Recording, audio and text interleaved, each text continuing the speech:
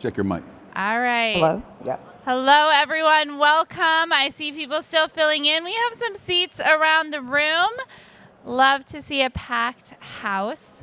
My name is Katie Davis, and I run a program at Verizon called Small Business Digital Ready, which is a free online learning platform for small business owners to help with technology adoption. So we have more than 50 online learning courses, and what I want to tell you about for 1 minute before I hand it over to the session you are waiting for is that every course on the Digital Ready platform is led by small business owners who are experts in their field. And so the best way for us to tell you more about this program and to show you the value of the program is to bring the work to life here in person. And so I'm really pleased to introduce the Roundtrees to you in 1 second. The one thing I want to call your attention to on your tables, there are notebooks, please take them. There are pens, please take them. There are postcards, please take them, but please also look at them. On the postcards, there are 2 different QR codes. One is a code that will take you to the Digital Ready site where any small business owner in the US can register for free for this online learning program. And there's another code for partners. So Verizon partners really extensively with local and national organizations across the United States to help bring these free resources to more small business owners. And to help support the communities that many of you are already actively serving on the ground in your communities. So I really encourage you, please do scan the codes, check out the program. The partner code will help you will ask you to fill out a form that we'll evaluate, and we will reach out for opportunities to collaborate. So, without further ado, I am going to introduce you to Warwick and Takesha Roundtree, who are the dynamic duo behind the brand amplifiers.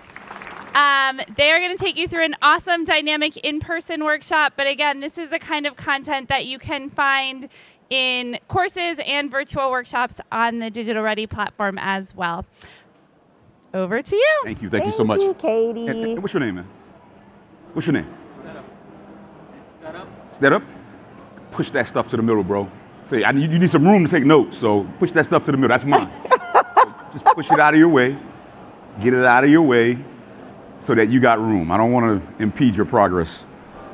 All right. How is everybody doing today? They sound dead, bro. It's like we had lunch. We've been powwowing all day. I got up early this morning. Come on, y'all can do better than that, right? Come on. All right, no worries. We're going to get it all started, get you guys all hyped up. Yeah. So today is the art of pricing and how to charge what you're worth and still attract customers. It's not up here. Oh, it's not. So I can see this, but they can't. They need to see that. I think they're working on it. They're working on it. We'll keep talking. While they're working on it, can you make sure they're working on it? I'm sure they got it. Okay. Those are professionals. I don't know if they're paying attention, man. if they're doing their own thing or. Look, see? Yay! Okay. So let me go back one. Yeah, there you go. Back it up. Wait, but now my clicker's not working. There okay. There we go. All right. So the art of pricing, how to charge what you're worth and still attract customers. Yeah. Okay. So. Is that a common problem with a lot of people pricing? Yeah, well, I would assume that's why they came. Even talking about it in a lot of instances, right? Yeah. Okay. Okay, so the first thing I want to make sure that we go over is if you scan this, as we're going over this, you have a question, you can ask your question in these comments. It will take you to Instagram. The post, you'll ask your question, just so that you don't forget. It's like a Q&A spot. Yeah, so if you guys are good at remembering your questions, I'm not, then you don't have to do this. But if you want to make sure you're remembering your questions, go ahead and ask there. At the end, we will take a look and we will talk about the answers to your questions. Absolutely. Okay, so now, how many of you have products? If you have a product, raise your hand. Products, where you at? Products. Not too many products, mostly services. Okay. Is that what we're looking at? How about services? If you have a service, okay, so we have mostly services, but that's okay because we're going to address both. Yeah. All right, so pulse check and be honest. Okay, be honest about this question. On a scale of 1 to 5, how nervous are you to discuss pricing with your clients or customers? So just put up whichever We got you a 1 align over here. with. I We see got some ones, I 2s, see 3s, 2, okay. 4s. Okay. Any five? Any are they 5s? Show me the 5s. Where the 5s at? 5? 5. Okay. Okay. Any 10s in the room? Anybody I didn't like, think there would be no, because I saw it. you I wouldn't saw come in some. here, right? Okay, got it. All right. So now, a quick story to help you guys understand where we're going here. So back in the day, 2010, that sounds so far, but not really. But back in 2010, we lived in Las Vegas. We lived there 13 years. And that's Warwick struggling with our That's me. boxes there.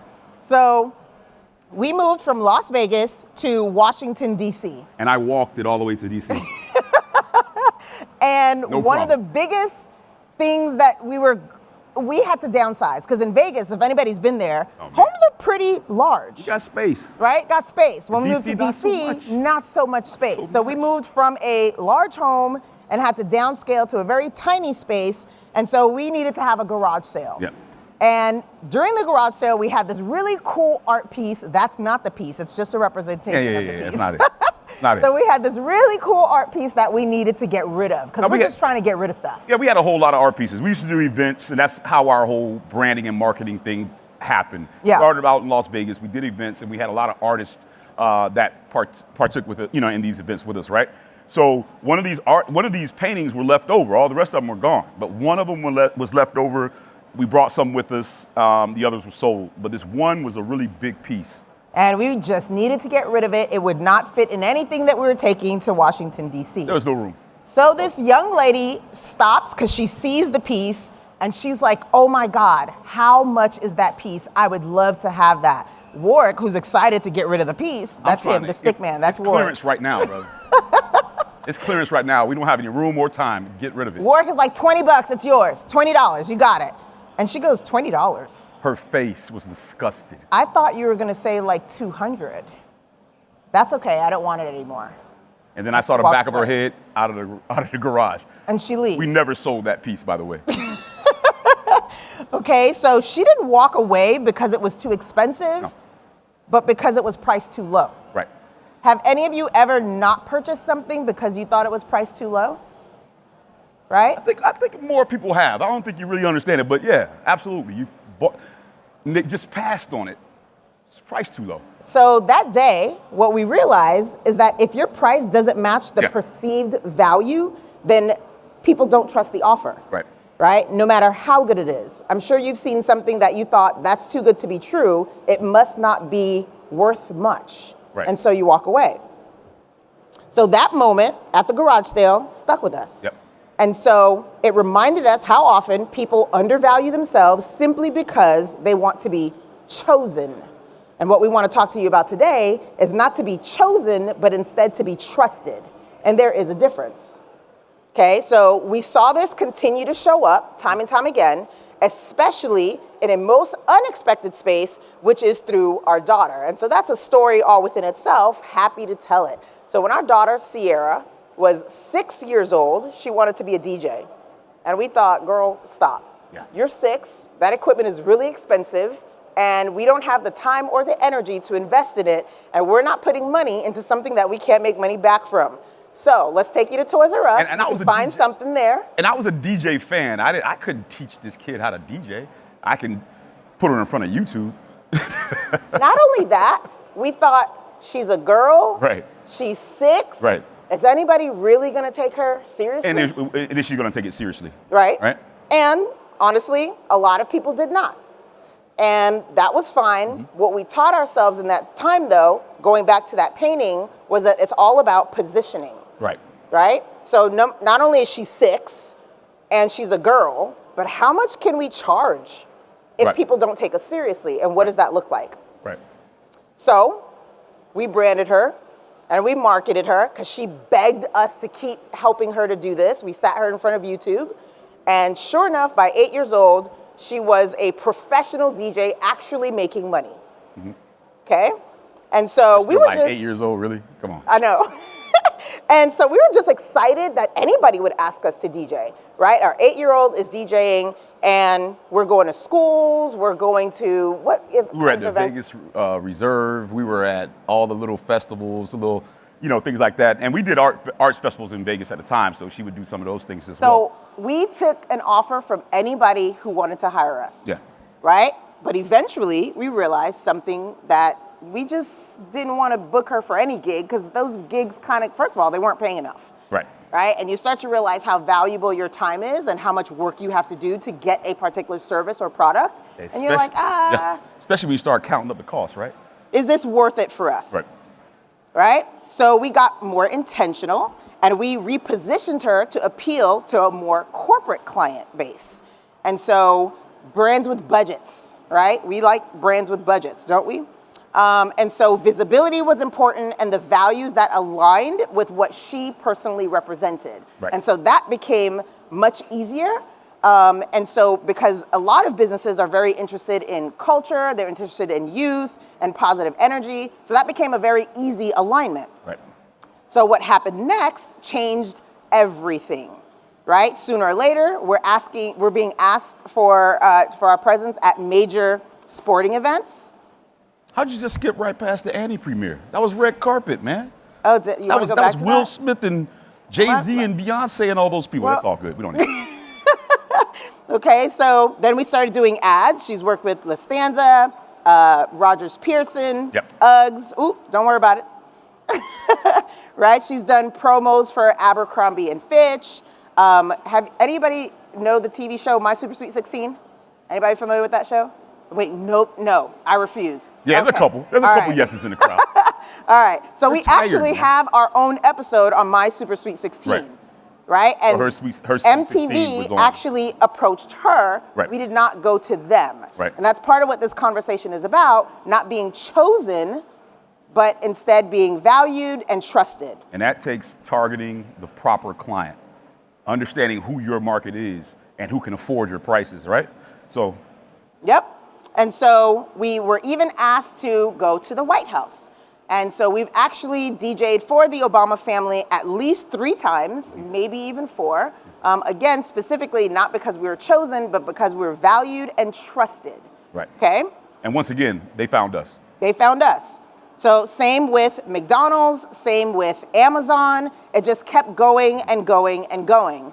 And so all because she stopped pricing based on who could afford her and instead started pricing based on who truly valued her. Right. Because there is a difference. Right. Okay, so the story is this story is really the foundation of how we started the brand amplifiers. Spell company wrong. Did I? There's an A I in did. company. I spelled company wrong. See, attention to detail, man. Attention to detail. All right. So we're creative strategists, brand builders, and business advisors who've helped everyone from emerging entrepreneurs to multi-million-dollar brands shift how they position, price, and profit. Okay, so we specialize in helping founders and small business owners build iconic brands with strategic clarity, emotional connection, and pricing that reflects their true value. Because positioning is everything. So how many of y'all remember Payless? Payless shoe store. So, let me just tell on myself. I don't know about everybody else. I'm sure everybody grew up wealthy, but that was where my mom took me every time it was time to go back to school shopping, and I wanted Nikes, and I never got them because we had to go to Payless. And my mom was bougie. She wasn't taking me to Payless. I'm just saying. Mom Okay. was bougie. So now Payless did something pretty incredible. They asked a bunch of influencers to come to an event where they rebranded True story. Payless. True story. Okay? And those same shoes at Payless were now going for $600, up to $600, and they were thrilled to pay those prices for them. So Payless became Palessi. Okay? It looks and feels Italian. It's Italian now, huh? That's an I at the end. Right? So do you see the difference in Packaging. branding and packaging at between this. the two? You see this? Is that pretty obvious?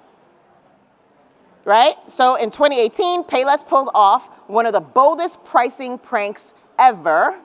They created a fake luxury store called Palessi, thank you, rented out a high-end retail space in Los Angeles, and they decked it out with sleek signage, a minimalist design, the whole designer vibe.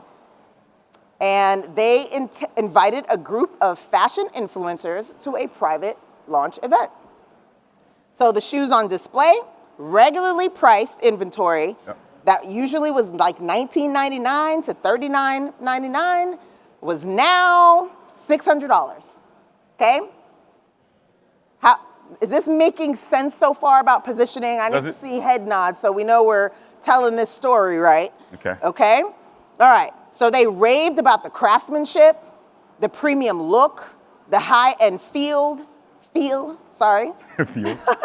When Payless revealed the stunt, they did refund everyone their money back, but they proved a really valuable point, that people don't just buy products, they buy perception, they buy experience, and they buy transformation. It's rarely ever about the price. Even though your client tells you it's about the price. Any salespeople in here? Any real live, like, hey, I was in the trenches, cold calling, doing all that? Anybody like that in here? Got one over here. Okay, so she knows she's been heard that from her manager 1,000 times. It's not about price. It's about a lot of other things. And Payless proved that here. I've literally heard someone say that they could not afford something while holding a Birkin bag. Yep. Really? Yep. Right? You'll spend money on what you value, on what you think is important. So your position as a business owner is to make sure that your customers or clients understand what is the value of what you're providing to them. They understand the problem you solve. They understand the intricate detail you put into your work. They understand the story behind your product, but we'll talk more. And your price will never feel right to the market unless your positioning matches the story that you're telling. So let's do a quick interactive exercise. I need y'all to take out your phones or your laptop. All of you have some sort of AI, right? Come on. And possibly not. But if you're not comfortable with AI, you've never done it before, we're going to walk through something that I think is going to change the way you see your business. Okay, so take out your phones.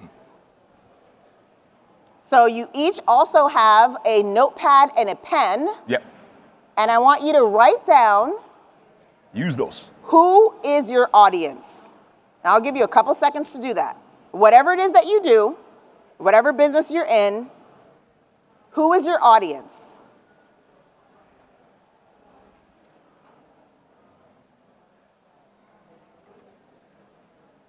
All right. How many people are not done with that prompt yet? Just raise your hand if you're not. Do not be ashamed. We're not rushing you. This is a safe space. A safe space. So everyone is done with the prompt? Thank you. Everyone. So if I call on anyone, you can answer that question. That was fast. Quick, right? Because nobody else's hand went up. That's okay. That's cool. So should I call on someone? Look at Teach. Okay. Who's your audience? Oh. See, you said so, okay, I'm going to ask the question again. She said, I didn't say nothing. If you do not have an answer already written down, raise your hand. So, did I miss? I think you reword the question. Let's reword it. If you know your audience and can write it down just like this, keep your hand down. I don't think I'm asking the question right. No, they know their clients. They want to get to the next level. Okay. Let's go. Who's your audience, ma'am? Seniors. Seniors? Say it again. Indiana is your market? First-time home buyers, thank you. Interesting. Who's your market? Say Indiana? Indiana. Okay. So for what's your product or service? You're a realtor. You're a realtor. Okay. Okay. All right. Okay. So I want you guys to fill out this prompt in your whatever AI you use. If you use ChatGPT, great. That's the one that we use. But you can use whichever AI piece you want. Any brand that you use. So you're going to, in the green, you're going to insert your own answer. My brand, blank. You're going to put in your brand name. Helps. Okay? Insert your target audience. You're going to insert your target audience. Am I in anyone's way? And just from some of the answers, this is going to be really, really helpful. Because what we're teaching today is that you're not targeting people, you're targeting mindsets. You're not targeting people, you're targeting mindsets, right? So when we say, if I say, what's your audience, and you say the US, right?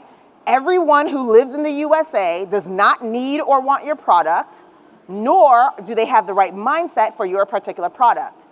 Example, I sell shampoo. Can I sell shampoo to anybody? Absolutely. Thank you, because some people don't have hair. So that immediately takes out a group of people. Already. Right? So I just want you to start thinking in terms Let's of niche down what are the our- commonalities between the people that I serve. Yes. Now, if I sell shampoo for people with curly hair, that also takes out a whole nother group of people. Right. Right? So we want to learn to be really, really specific so that we can properly position ourselves Absolutely. to attract the right mindset. Right. Yep. So what do you help your audience solve? What do you do? What do you help them solve? And so you'll put that into your prompt. If I'm in somebody's way, let me know. I'll find a way to get out the way. All right. All right, so then by providing what? What is it that you provide? And then what do you deliver? Insert the core transformation or result. And we have some like examples so that it's easier to understand. Okay, so I'm gonna move to the next slide. And so you can see how we filled it out for other businesses. And that will be helpful for you to fill out your own. Yeah, this is ours. This one is ours. We're just using our own here. So my brand, the Brand Amplifiers, helps small businesses solve business growth challenges by providing branding and marketing services that delivers more visibility, more customers, and more revenue. Did that prior prompt make more sense now seeing this one? Okay. Excellent. Okay. We're going to move to another example. My brand cologne butter. So this is actually another brand that we work with.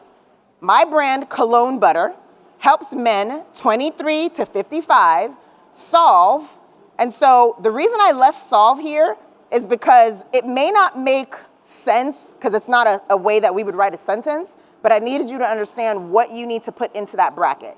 And in this situation, he helps men smell good and moisturize their skin by providing cologne-scented shea butter that delivers soft skin, non-greasy moisture, and a sexy masculine scent.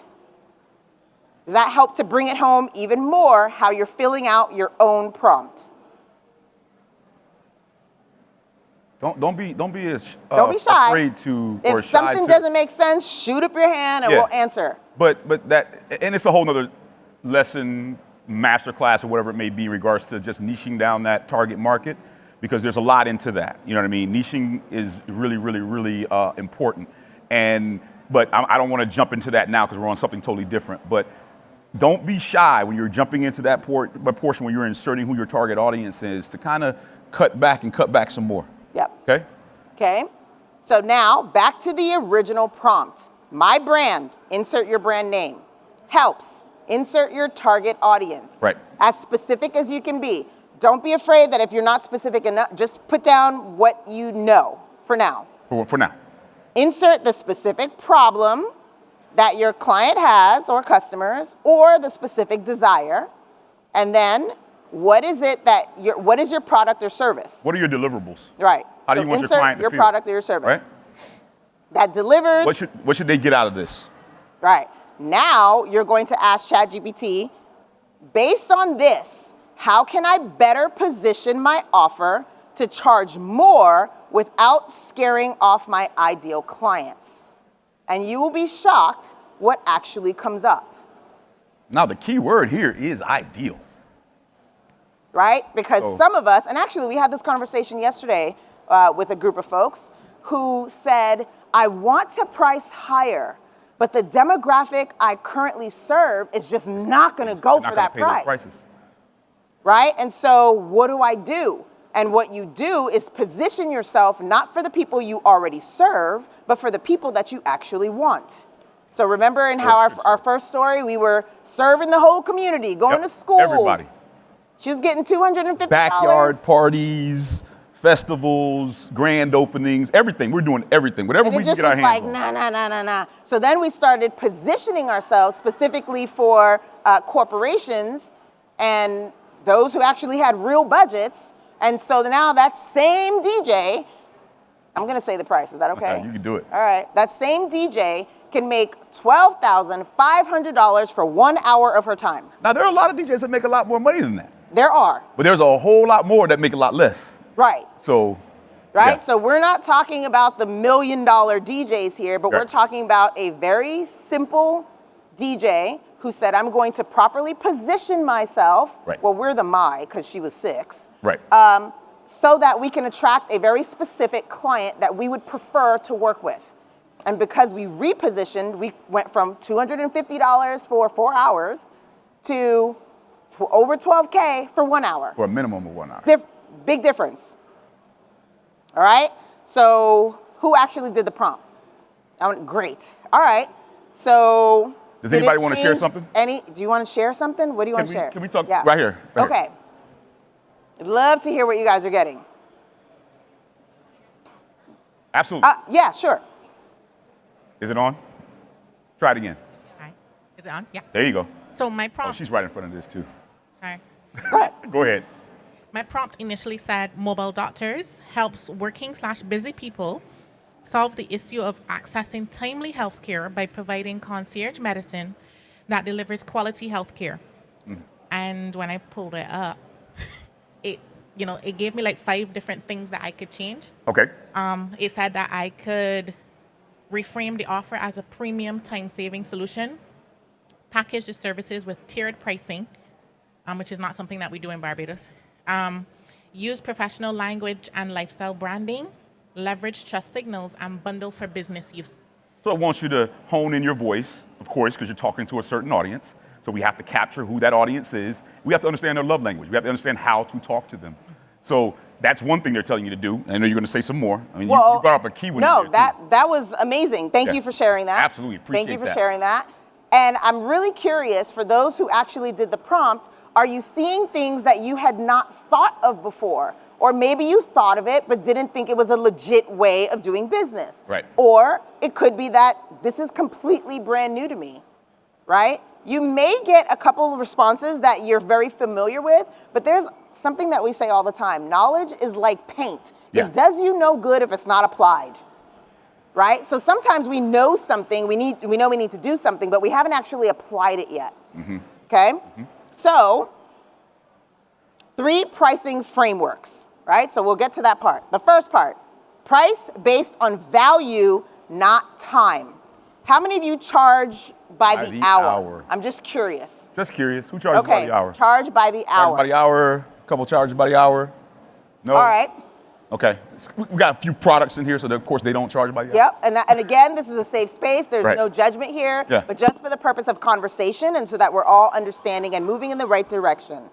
So how long someone takes versus how much it costs to produce a product, your client actually does not care. At all. They don't care how long it took you to do anything. Okay? So your value isn't in your hours or your inputs. Your value is in the outcome that you create for them, the problem that you solve for them, and the feeling your customer walks away with. Right? So another exercise here. I want you to look at Molly and Rose. Okay? So between Molly and Rose, how many of you want to hire Molly to clean your house? So let's say, who wants to hire Molly? Raise your hand if you want to hire Molly. Okay. How many of you want to hire Rose to clean your house? Who would rather hire Rose? Okay. Can I get an answer from somebody why they would hire Rose? Can I get an answer?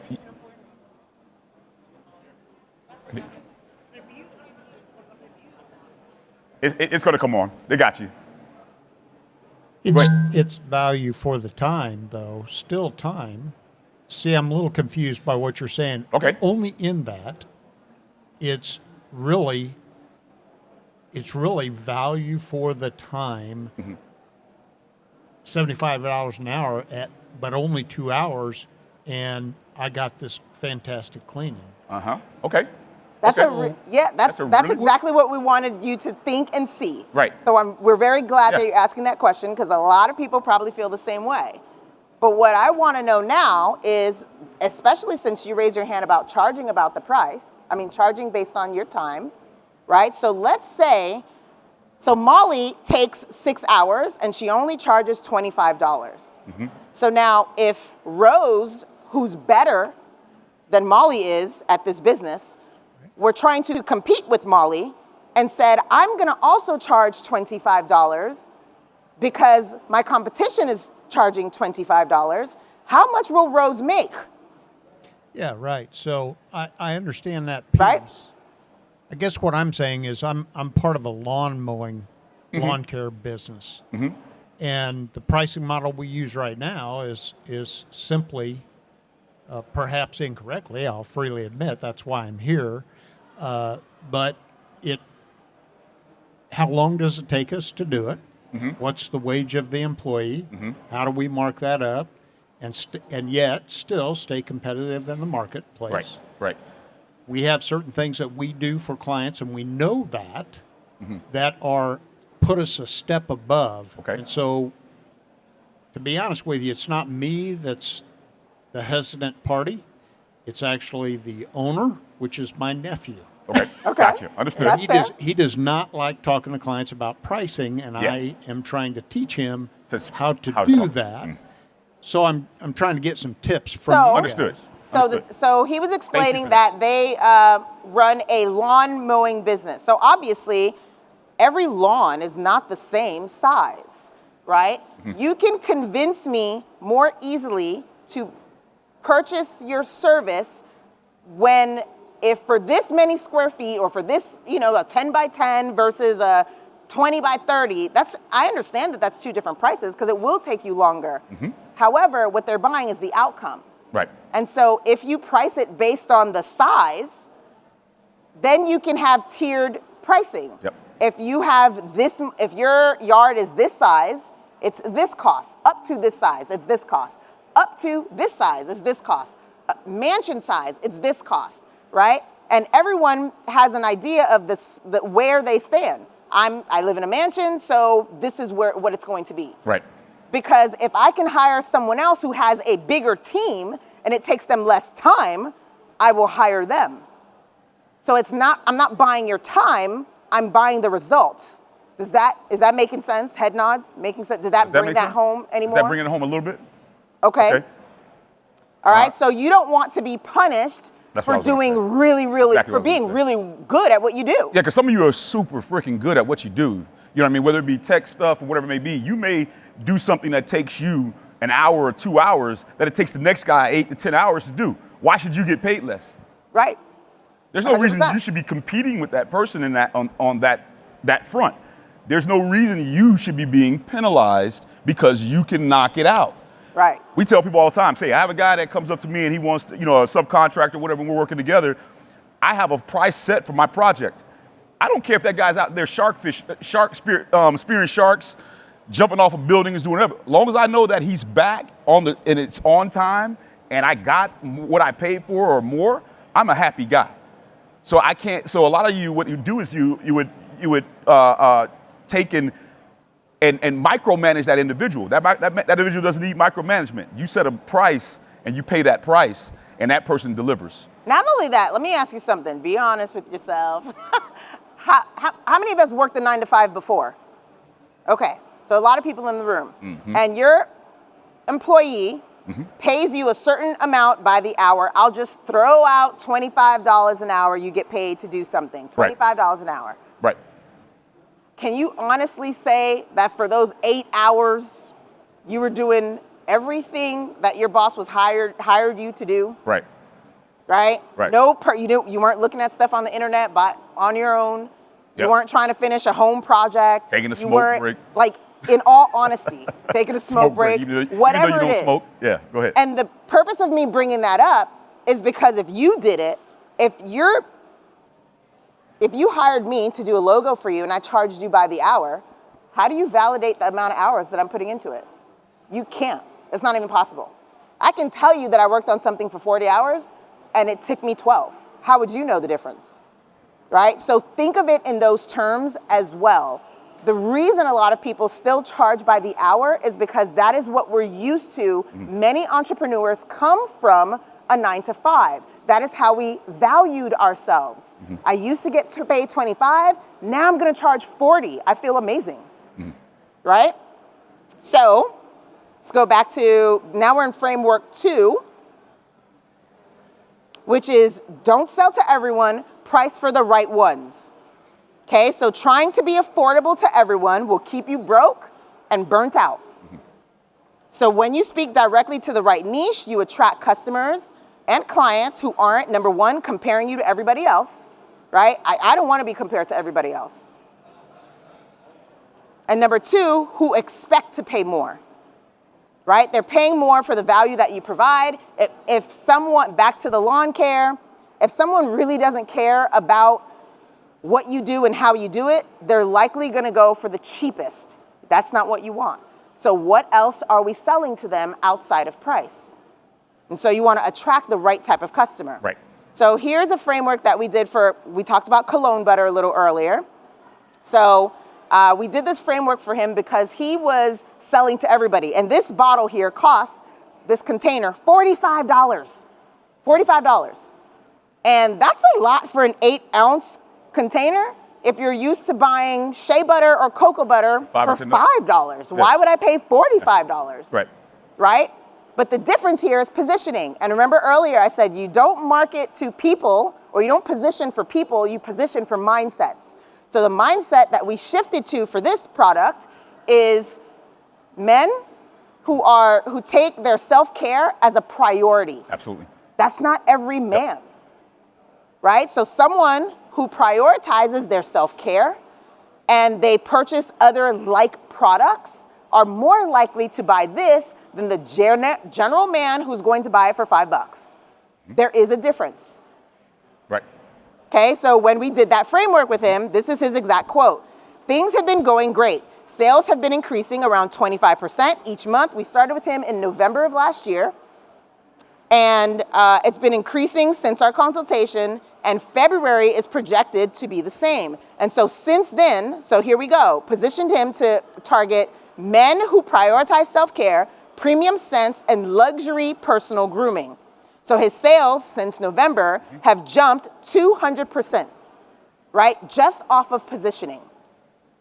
Okay, so it's the same product, it's a different audience, so better audience alignment, which got him bigger and better results. Right. So the third pricing framework is don't give them a discount, give them a choice. Right. So this is one of my favorites. Do not give them a discount, instead give them a choice. So when you say your price and you see the person go, some entrepreneurs immediately think, oh my God, it's too high, and you give a discount before they've even said anything. Right. That is a cardinal sin. Any prominent salesperson or whatever it may be will tell you up top that is the very last thing you do is touch your price. There's a lot of other reasons and a lot of other solutions you can get to before touching your price. Right, so most entrepreneurs default to the flat price, right? A laptop, $3,000, right? So SaaS, which is service as, sorry. What is it? As a service. Software as a service. Thank you. Software as a service. I had to laugh, y'all. I'm sorry. So SaaS, which is software as a service, right? Or whether you have a service, what you want to do is instead of having just one price, because when you have one price, what happens is you've delivered something that they can either say yes or no to. Right. I'm going to go back to this prompt because I remember when Apple came out, and I was like, why would I buy a $3,000 laptop when a Dell costs $900? Like, why? I don't understand why I would do that, right? But when you started to understand the value of an Apple, number one of the reasons I really jumped into that is because it didn't get a virus. We were forever taking our computer to get fixed because they had some sort of virus. That was a pain in the behind. Secondly, as a creative agency, it was more difficult to do things on a Dell than it is on an Apple. So either way, just the product itself was a better product, but they had to explain the value to us. Right? And they were not comparing themselves to Dell by far because what they're offering is far different. They're both laptops, yes, but they have two completely different values. Okay? So, again, when you just have one price, it's yes or no. But if you give people a choice, right? How many of y'all have actually shopped for an apple? Okay. So you've been on the website or in the store, you shop for an apple, and oh my goodness, they have options. So I don't have 3K right now. Do you have a starter package? Right. And if they said no, I'd be walking out the door. Absolutely. But because they're like, yeah, you can start with, and they provide you with the good option, right? And they tell you what comes with it. I'm more comfortable with that. Let's get that. And as you learn the product, you're more likely to upgrade because you understand what it does. The first thing that happens is you don't have enough memory on the smaller one you bought, but you understand the value, so now you're ready to upgrade. That making sense? Okay, Right. so what they're offering is a good, better, and best. Choices give the customer power. At least they feel as if they have power. This goes back to what you were saying about the tiering aspect, right? Because tiering just gives your customer power. But go ahead, I'm sorry. Oh, Yeah. no. I'm looking at the time, and we have 5 minutes. We got 5 minutes, some 15 minutes. All right, so we want to make sure that we get through this. So same if you have a service. So this gentleman, let's just say he's a web designer or creative studio. If he gets you a one-page website or template customization, $1,000. Now, most people just come to a business and say, I want a website built. And so he can right off the bat say $4,500, and that might scare them. Yep. Right? But if he gives them options, now they can decide, based on his options, what works best for them. Yeah. Anybody here provide media services? Any media service people? Media service people over there? A couple. This is awesome, man. I mean, tiering that price, giving them the different variations. And then what happens a lot of times, they see that lower price, they see the lower price, they get attracted to that lower price, they see what comes with it. They say, wait a minute. And they'll go and find that money. Before you thought it was like, it's pricing. No, they'll go and find it because they need it. Right. And what comes with 4,500 versus what comes with 10,000 are completely different options. Right. Right? And so it gives them a choice. So research shows that people are far more likely to buy when they see 3 pricing tiers because it gives them a sense of control and comparison. So the takeaway here is anchoring is the psychology principle that shows people that shows how people judge price in context and not in isolation. Right. So that's why a $2,000 offer looks expensive next to nothing, but reasonable next to $6,000. Absolutely. Are y'all catching these gems? 2,000 next to 6,000. Quiet. I get nervous when it's quiet. Sometimes. Y'all good? Okay. So simple strategy, the good, better, and best model. So good, entry level or limited version, better, most popular, and best, premium or VIP experience.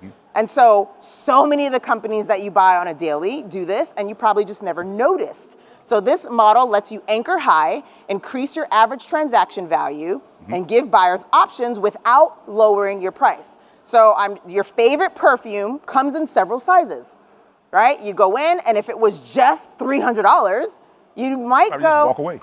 Yeah. But if they had a travel version for $85, you would get that, right?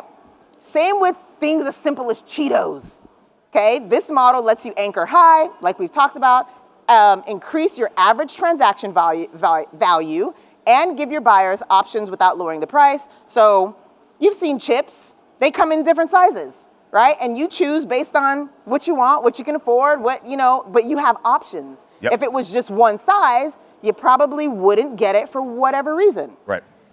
Same with a luxury item. Porsche 911 is $200K or more, depending on what else you put into it. Right.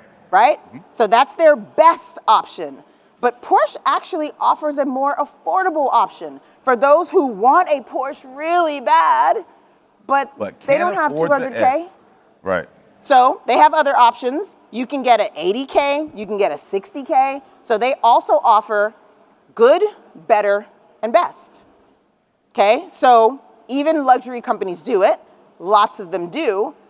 We have here a free guide that we want you to, because I saw a lot of people were interested in the Get out of the way so they can get that code. AI, right? I said get out of the way. Oh, get out of the way so they can get the code. Okay, and this helps you to properly position yourself. Right. 11 questions to ask AI to market your business better. Did that just go off? Did it turn off? No, I just turned off here. Oh, let's see. But we still got it up here. All right. So, but I want to go back to it so that everybody got it. Well, I can't see it here anymore, but that's It's all okay. good. We up here. There we go. All right, so 11 questions to ask AI to market your business better. And so asking these questions will help you to better position yourself so that you can properly price yourself. Positioning is everything, people. I mean, it is 100% everything. You have to find the market that understands and sees your value. You've heard the statement before, go where you're celebrated. And there are people out there that don't want to do what you do and that understand that value is there, and they'll pay it. Don't get discouraged by those that say, man, you know, your price is just too, you're going to lose some clients. You will, but they're not your client. Right. That's the problem. Right? And so you'll get a copy of this download, but you'll also get today's slides, because I saw lots of folks taking photos and appreciate that, because that tells us that you're definitely getting some great information. But we will also send you the slides if you use that QR code in email. Right. Right? And so we've talked ourselves out of questions.